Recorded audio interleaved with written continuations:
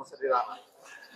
माननीय विखे पाटील साहेब आहेत, आम्ही प्रयत्न करतोय. अजितदादा हे पालकमंत्री आहेत आमचे आणि त्यांनी सुरुवातीला या प्रकल्पाची सुरुवात सुद्धा ते जलसंपदा मंत्री असतानापासून झालेली आहे. तर अजितदादांनाही विनंती केलेली आहे.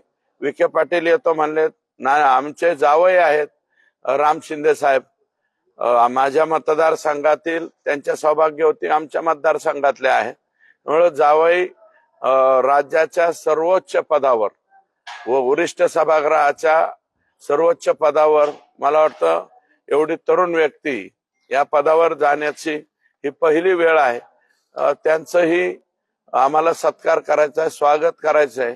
जिल्ह्यातील सर्व आमदार या ठिकाणी उपस्थित राहतील तसं प्रयत्न आम्ही केलाय. आता पत्रिकेवर तर जिल्ह्यातले 2 मंत्री बी आहेत, परंतु आमदारांच्या पुरतच आम्ही, मंत्र्यांचे एवढे आमचे काही कॅपॅसिटी नाही. परंतु जिल्ह्यातले आमदार, काही इतर कार्यकर्ते आणि शेजारचे सुद्धा संग्राम जगताप आमदार साहेब, मोनिकाताई यांनाही निमंत्रित आम्ही या ठिकाणी केलेलं आहे. 2 ठिकाणी कार्यक्रम होणार आहे. मच्छिंद्रगडावर पण कार्यक्रमाचं आयोजन केलंय आणि इथे आहे. कसं स्वरूप असणार आहे? नाही, हा मुख्य कार्यक्रम आहे.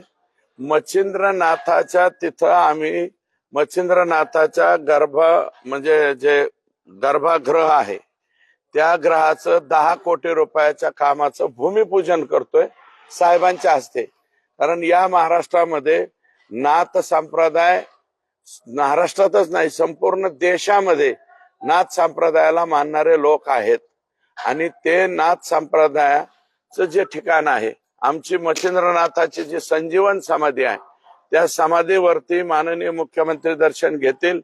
म्हणजे संपूर्ण नाथ संप्रदायामध्ये मेसेज जाईल की राज्याचे मुख्यमंत्री तिथे गेलेले आहेत. मुख्यमंत्र्यांच्या हस्ते आम्हाला ते 10 कोटी रुपयाचं फक्त मंदिराचा गाभारा, ओनली गाभारा जो आहे, कारण मागच्या वेळेस गुढीपाडव्याच्या आदल्या रात्री आम्हाला दर्शनाला अडचण आली, यावेळेस अडचण येऊ नये म्हणून आम्ही ते संपूर्ण गाभाऱ्याचं काम, खूप मोठं काम आहे ते काम सुरतोय आणि त्याचा